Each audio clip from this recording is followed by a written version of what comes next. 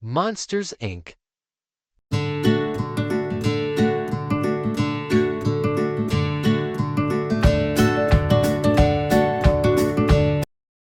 Monsters of all shapes and sizes lived in Monstropolis. The monsters kept their town running by sneaking into the human world and collecting screams from human children. Those screams were turned into energy. Monstropolis was in the middle of an energy shortage. It was getting harder and harder to scare children. Sully and his best friend Mike worked at Monsters, Inc. Sully was a scarer. Mike was his assistant. Together they collected more screams than any other scare team. Randall also worked at Monsters, Inc. He could blend into any background, making himself practically invisible. Randall was the second best scarer at Monsters, Inc. He was always trying sneaky things to gather more screams than Sully. One day, Randall, Sully, and the other scarers stood in front of a row of doors, ready to start work. Each door would lead them into a different child's bedroom in the human world. "May the best monster win," Sully said to Randall. "I plan to," Randall snarled back. Randall worked fast and scared lots of children behind lots of doors. But when Sully scared all the kids at a slumber party, he set a new scare record. Everyone congratulated him, except Randall. Uh-oh, a scarer named George returned from a child's room with a sock stuck to his fur. Within seconds, special agents from the Child Detection Agency known as the CDA burst in and gave George a good cleaning. Monsters thought children and their things were toxic.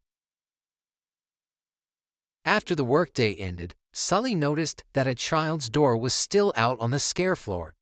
He peeked inside but didn't see anyone. As Sully closed the door and started to walk away, he heard a voice. "Kitty!" A little girl was holding on to his tail.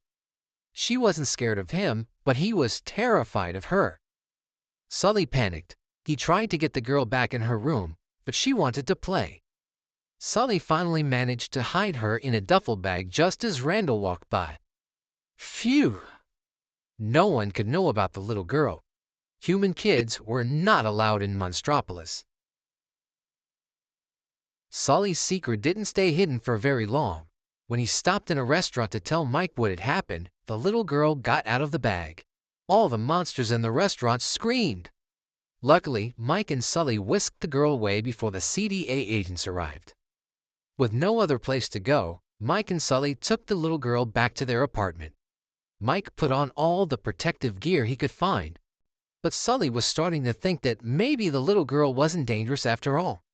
And a very strange thing happened whenever she laughed. All the lights glowed brighter than ever. The next day, Mike and Sully dressed the girl up like a little monster and went to work. Everyone at Monsters, Inc., even the boss, Mr. Waternoose, believed that the little girl was a monster child. Mike and Sully heard Randall and his assistant talking about the human girl. They realized that Randall was the one who had brought her to Monstropolis. Mike and Sully rushed to the scare floor. Mike tried to send the girl through the first door he saw, but Sully stopped him. "This isn't Boo's door," Sully said. Mike was shocked. Sully had named the kid. Boo wandered away while the two friends argued. As they searched for Boo, Mike and Sully discovered that Randall had a plan to solve the energy shortage. He was going to use a machine to suck all the screams out of Boo. Sully ran to tell Mr. Waternoose what Randall was up to, but Mr. Waternoose took Boo and pushed Mike and Sully through a one-way door into the human world. Waternoose was in on Randall's wicked scheme. The monsters ended up on a snowy mountaintop. Mike was furious with Sully for getting them banished to the human world, but Sully was worried about Boo. He quickly made a sled and sped down the mountain to a nearby village. Soon he found a kid's bedroom door and raced back into the monster world. Sully arrived at Monsters, Inc. just in time. Boo was already attached to Randall's machine. Sully smashed the machine and ran off with Boo. Mr. Waternoose ordered Randall to get the girl back. After a wild chase, Sully, Mike, and Boo escaped from Randall. Then they tricked Mr. Waternoose into talking about his evil plan. The CDA agents heard every word and took Waternoose away. Boo was safe. Mike had Boo's door waiting on the scare floor. Sully carried Boo into her room and tucked her into her bed. "Nothing's coming to scare you anymore," he said to the little girl. "Goodbye, Boo." Sully became the new boss at Monsters, Inc. Thanks to Boo, he had discovered that children's laughs created even more energy than their screams. Instead of scaring kids, the monsters showed up in their bedrooms and told them jokes. Mike quickly became one of the company's top laugh collectors. The monsters were happy because their city had all the energy it needed. The children were happy because they weren't being scared at night anymore.